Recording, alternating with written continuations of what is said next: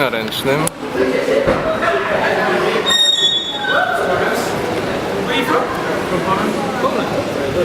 We start the next orientation in about 2 minutes. Just in here, okay? Okay. You can take photos anywhere you like. Or of us as well, we don't mind. Thank you. Background information on the building that you're in, the storehouse, a little bit about Arthur Guinness, the man who started all this, and also a little bit about the self-guided tour that you're going to take as soon as you leave the atrium here. So first of all, you're in the Guinness Storehouse, and store in this situation, it's a brewing term, and it means when the brewers take the yeast and they add it into the liquid called wort to start fermentation. So originally, the building you're in was the fermentation plant for the whole Guinness brewery. That's why it's called the storehouse. It was built in 1902, at the beginning of the 20th century. It was built in the Chicago school style of architecture. Now, one of the features of that style is, for an Irish building, the enormous amount of steel that was used, the enormous amount of steel that was used internally, and also the building was built from the inside out, rather than previous, or even today, you build the walls first and then the roof. All this structure was built first from the inside out. So it was one of the first buildings in Europe to build in this particular style, and ironically it's one of the last buildings standing in that style now in the whole of Europe. So we used it as the fermentation plant until 1988. In 1988 we transferred fermentation to the more modern brewery that we had established at that stage. Sometimes, you know, people come here and they say, oh, I'd love to visit the brewery, but today's brewery is like a science lab. It's all computers and stainless steel, and it's really not interesting. But hopefully on your tour we've recreated the old and the new for you to see. So we were left with this building, an historic building, a listed building, and we decided we'd open it as a visitor experience for people coming to Dublin. Now when we did that, one of the few changes we made is that all of you right now are standing at the bottom of the largest pint glass in the whole world. And we have measured how many pints of Guinness it would take to fill our large pint glass. And guess what? It would take the same amount of Guinness that Irish people drink every 2 weeks. It would take 14 million pints to fill that giant pint glass. And really, it's true. We manufacture here every day of the year 3 million pints of Guinness. That's the output from the brewery. We export 67% of that, and then just under a third we keep for ourselves here in Ireland. But President Obama was here and he tasted Guinness. His first reaction was, you guys are keeping all the best stuff for yourselves. But we don't. It's the same brew as exported. So Arthur Guinness started all this. Arthur Guinness was born in a town to the west of Dublin called Selbridge. It's now a part of the city of Dublin, but at that time it was out in the country. He was born in 1725, and Arthur's father was what they called a land steward. He minded lands that were owned by the Archbishop of Cashel. Now, one of the things that Arthur's father would have done on the estate was brew ale for the workers. And Arthur's mother, funny enough, had a brewing background as well. Arthur was passionate about brewing. He opened a tiny brewery, really, with his brother in his hometown. But in 1759, Arthur's godfather died and left him £100 in his will. So Arthur came up to Dublin. This part of Dublin now at that time would have been a brewing and distilling area. He came up here to Dublin to look for his own brewery. Now he found, this was one of the breweries that he found. At the time it was on just 4 acres of land. It was owned by a man called Mark Rainsford. Mark Rainsford had let it fall into disrepair. But Arthur knew something. He got information which was extremely important about this brewery. He found out that this brewery could tap into the Dublin city water supply. So it could come up here clean water, because without clean water you're never going to make good ale or good beer. So he wanted this brewery for that particular reason. Now he bought it for £100, and he agreed to pay £45 a year annual rent to the Rainsford family. And they signed a lease, the two of them. Now you can see down bottom right hand corner it says December 1759, Arthur Guinness and Mark Rainsford. Now that lease was signed in the 18th century for 9,000 years. Can you imagine? 9,000 years. Now there is some thought that Arthur signed it for that length of time because he wanted to be sure of his water supply coming constantly into the brewery.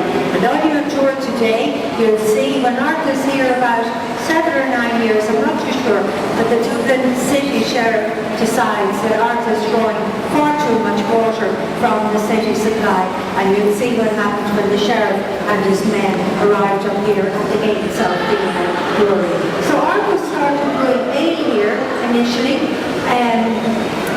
but coming in, you know, ale had originally come from the UK, but this darker brew was coming in and it was popular, and Arthur kind of thought that he was going to come up with a recipe for this brew. Now one of the things he did was he roasted 10% of the barley, and that's what gives Guinness its dark ruby red or black colour.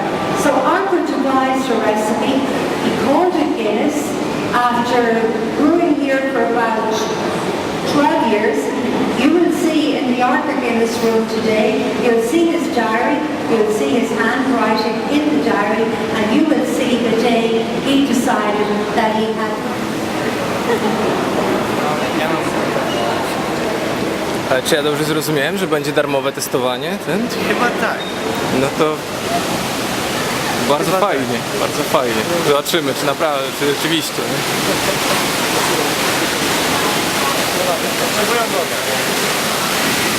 I najpierw po wodzie jest, tak?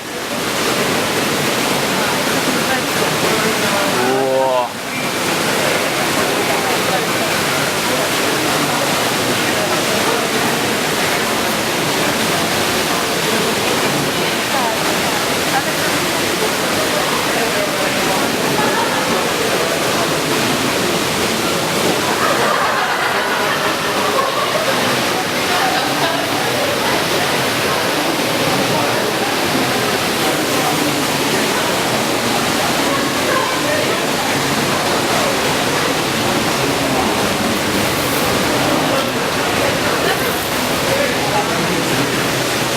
Pachnie jak w silosie, nie? Nie jeść. Nie jest, tak? Są napisy? A tam masz ten opis.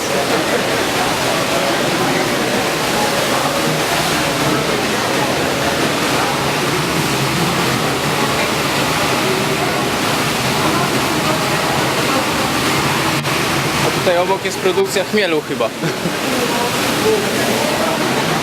Weźmy to na udział. To co? Weźmy to. To? W stronę idziemy. Nie, dobrze.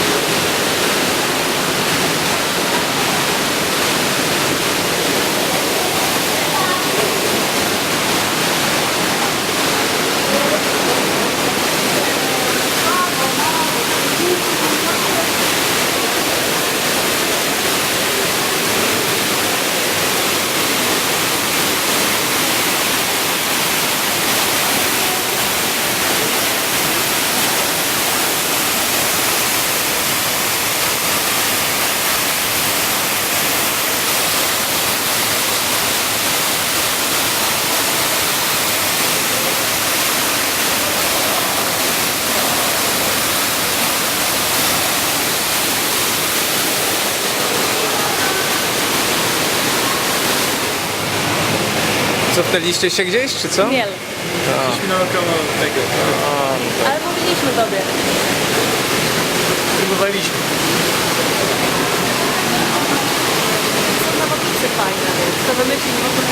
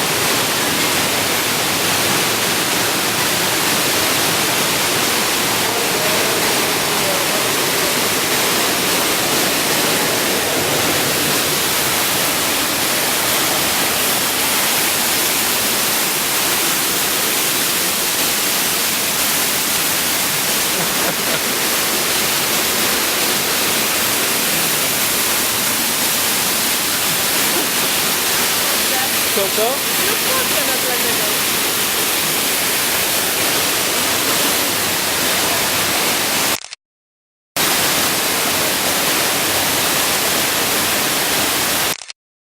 Świetlona, wiesz? Dobra. No pięknie. Dobra. Co? Nie bardzo? Doświetlona słabo, wiesz? Nagrywam teraz, tak, że ten.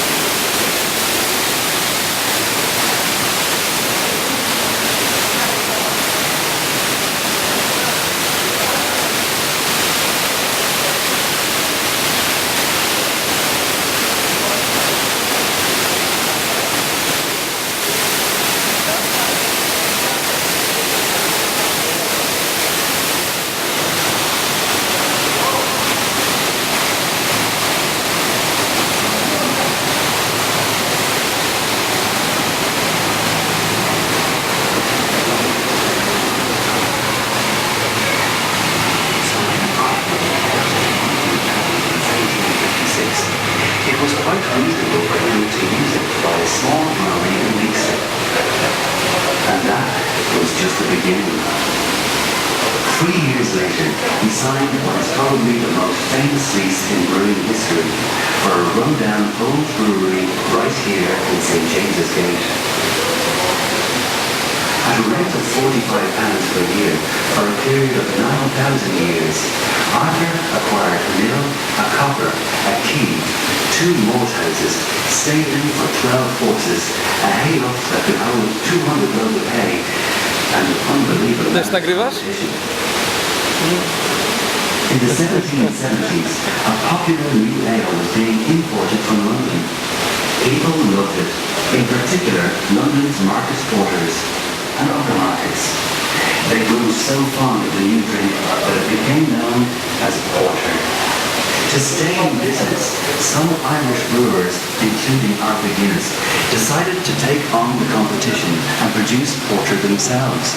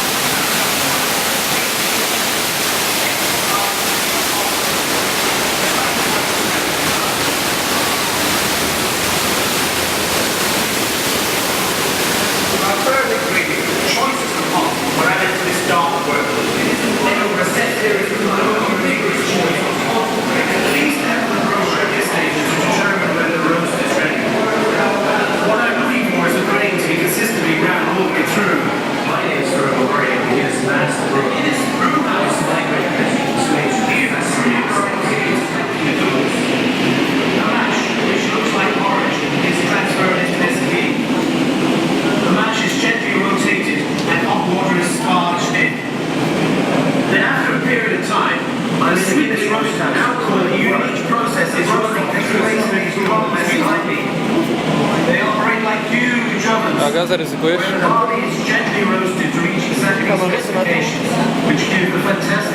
Nie, nie, wszystko dla Ciebie.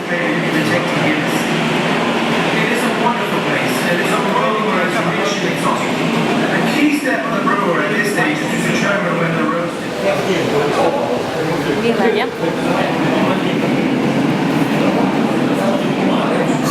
Spora maszynka do mielenia, nie?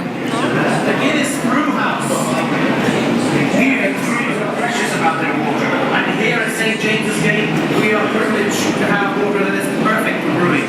Secondly, Ireland's finest malted barley is milled into a fine powder and coarse husk. The water and grain are mixed in one of these mashing vessels. Here the starch in the grain is converted into brewing sugars. As us brewers like to say, where the barley is gently roasted to reach exacting specifications, which give the fantastic ruby red color of the roasted grain in detecting Guinness.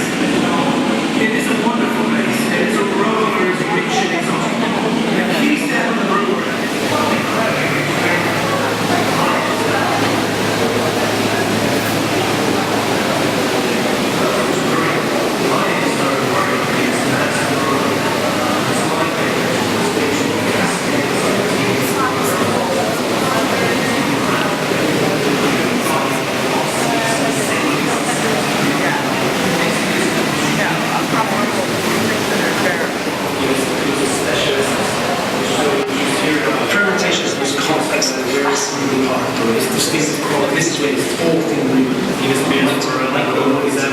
James engaged by the brewery taste method. Let me tell you about the biggest selling Royal Stout, Guinness Foreign Extra Stout. This beer was designed with a high hop and alcohol content to survive the long sea journeys to the far corners of the world. This original recipe is still used today in Dublin and locally throughout Asia, Africa and the Caribbean, where Foreign Extra Stout is a real gem amongst beers. Secondly, Guinness Extra Stout, which was developed to match changing customer trends and tastes, is a wonderfully balanced beer full of character. Guinness Extra Stout is enjoyed in Australia, North America and right here in Europe. Finally, Guinness Draft, using innovative draft dispense systems and widget technology to release a mix of nitrogen and carbon dioxide in the air, causing the surge that creates that tight-knit feeling.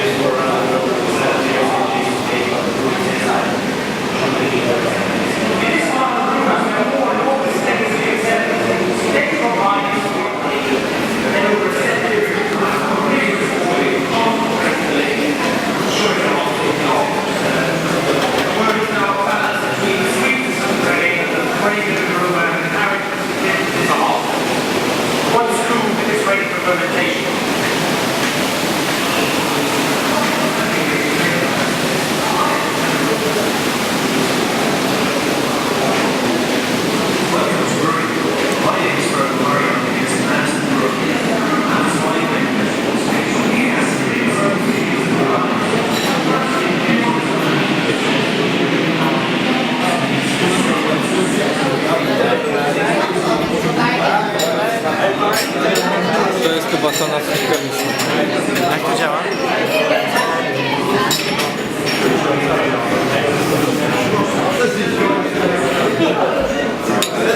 Na zdrowie.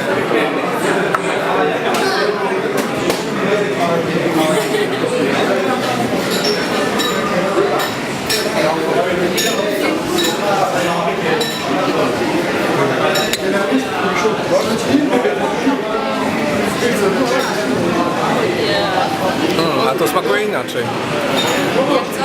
Nie, to smakuje inaczej, to od tego poprzedniego, no.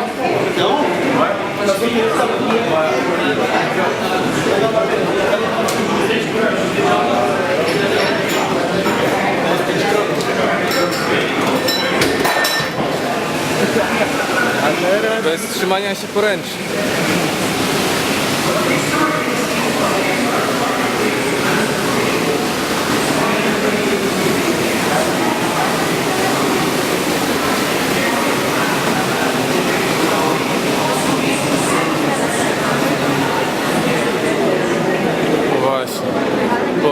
Bo aż rzeczywiście to jest pani pokazane, że to jest taka gigantyczna szklanka, nie? Ojej, że fajnie. Niezły pomysł. Tak, u góry jest widok ponoć bardzo fajny. Piana widokowa, no.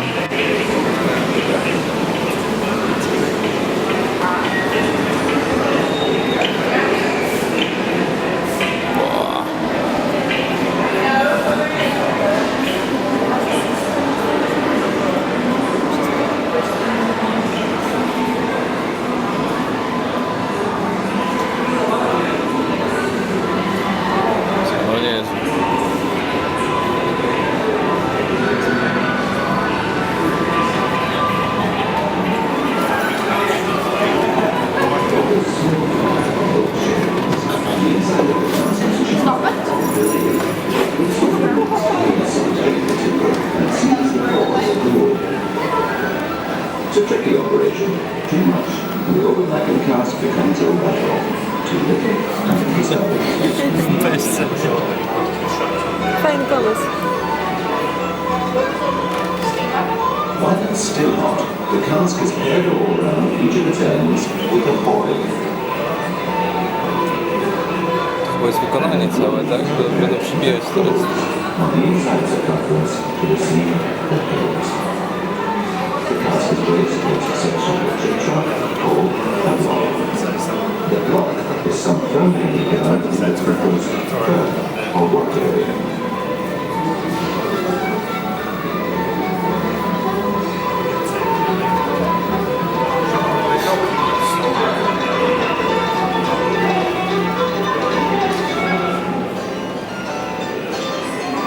Dick will now tailor-make a suit of hoops from watermelon.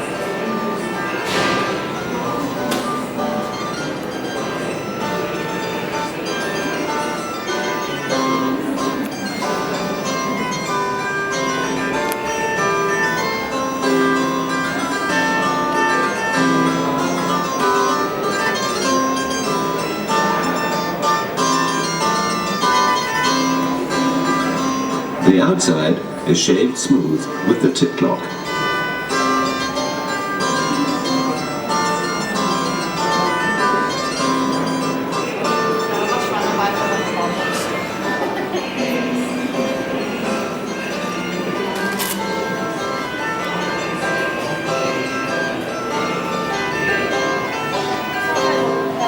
When the hoops are in place, the bomb hole is drilled.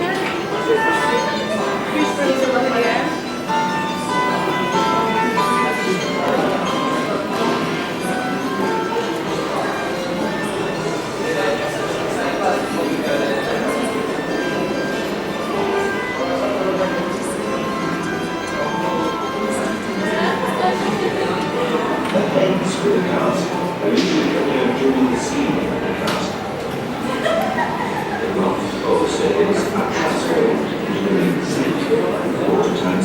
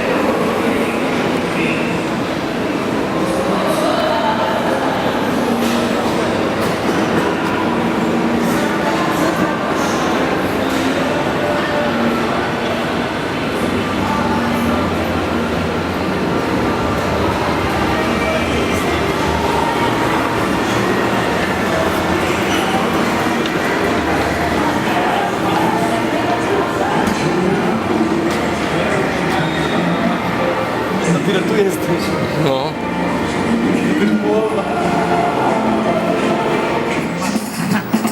That champion, so strong inside.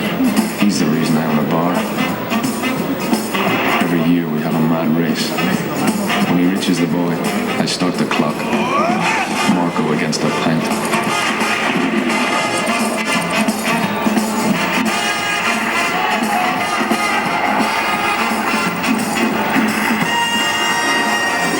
They expect. But I'm getting older. Piętro wyżej. Tam jest ta pseudolatarnia, nie wiem dlaczego. A, no. Zresztą nie mogę wyglądać przez okno. So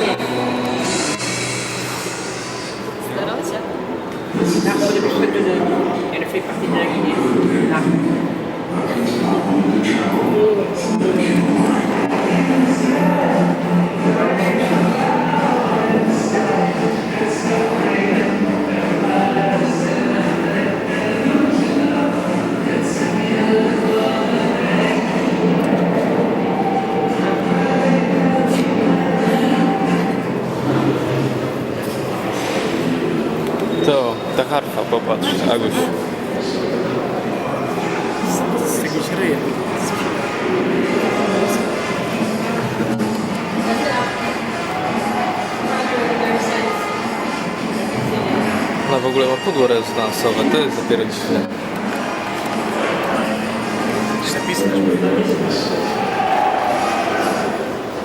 Only thing you lose, he says. Don't worry yourself. If you believe, you'll never lose.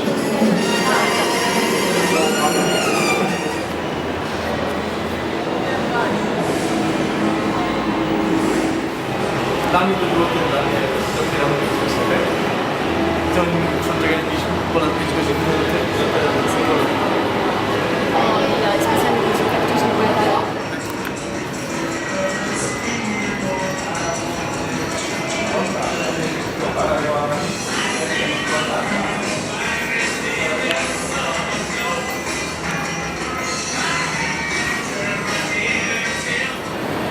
Jak miejsca, które inwentaryzujemy.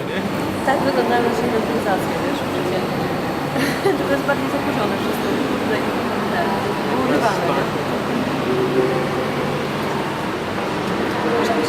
Może zdjęcia tej sprawy, które inwentaryzowaliśmy. Ładnie go świetlało wszystko.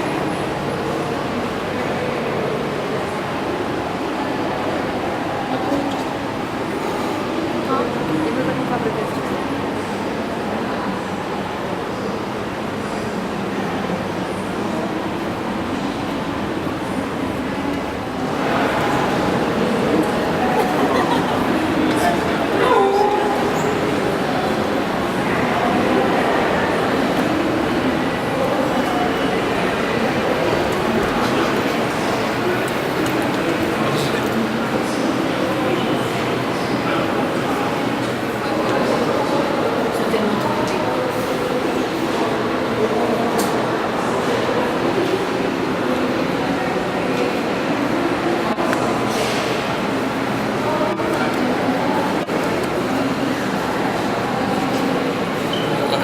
Wbija się.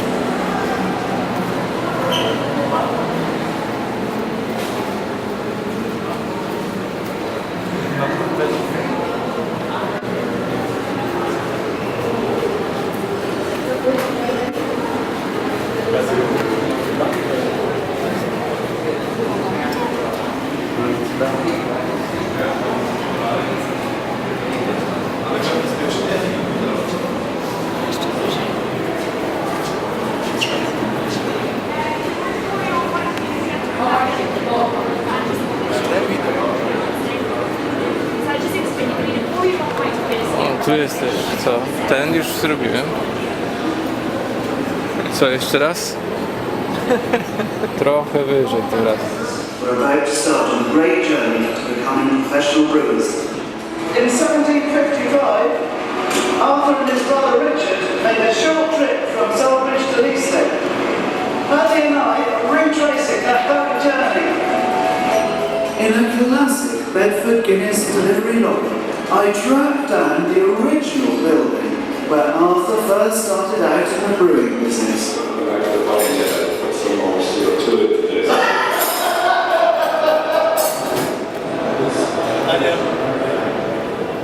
In 1890, Ryan Trust was set up by a great family to transform the lives of many thousands of families.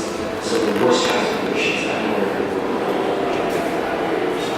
and it was in revolution and it's put together all that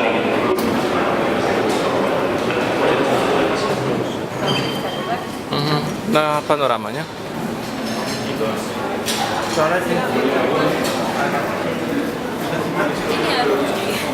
Po piwie, tak?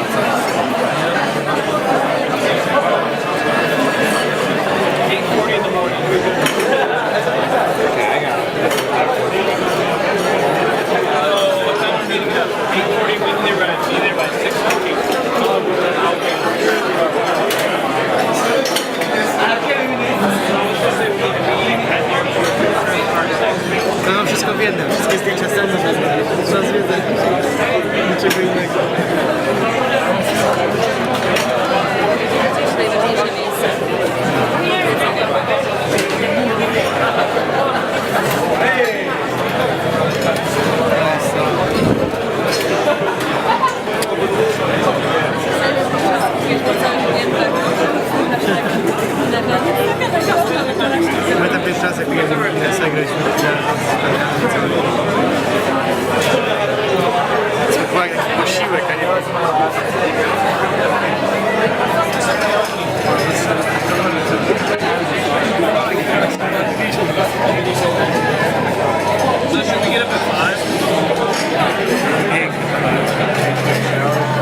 So whenever the alarm goes off, everybody needs to get up and start packing so that they can cycle the show. Now that I know we have water pipes.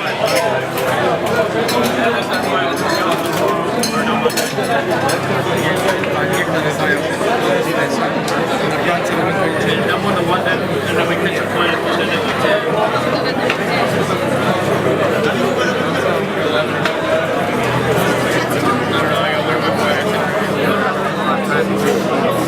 I know, hopefully it's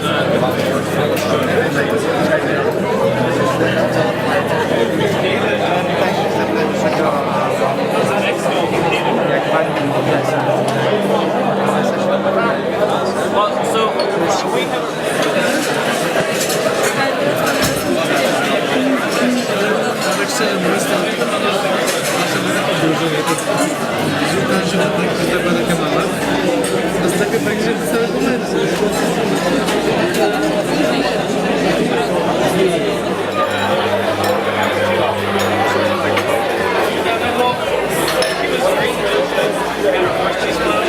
oh my god,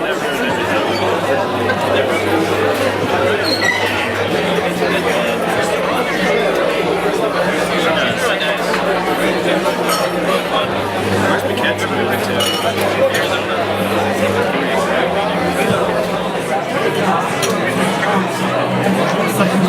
Ostatnio była impreza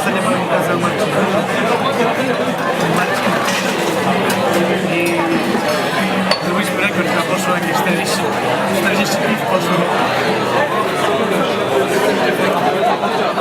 5 czy coś?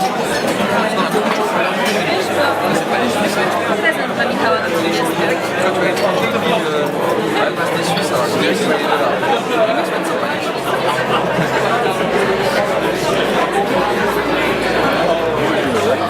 Tak?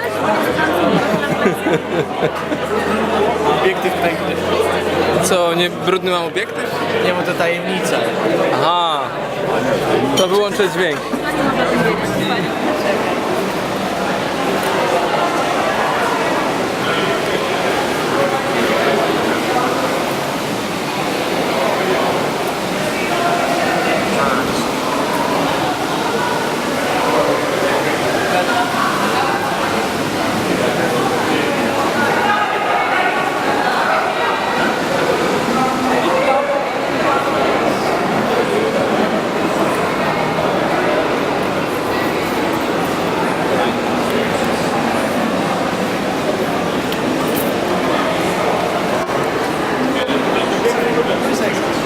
Just stand these stairs here.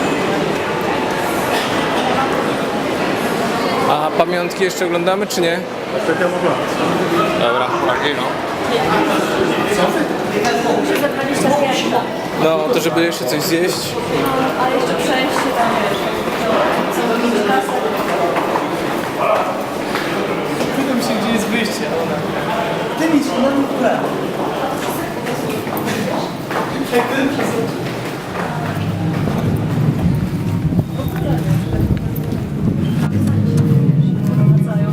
Boję się, nie? Tu będą straszyć. horrorze, nie? Już napitych, tak.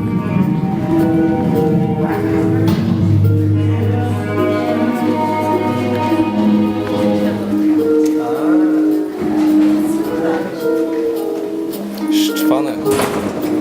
O, ty pierwszy.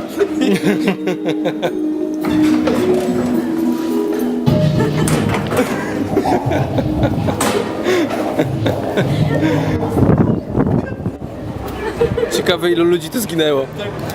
Jakby impreza. Ręka w chrzcie. Potem ręka.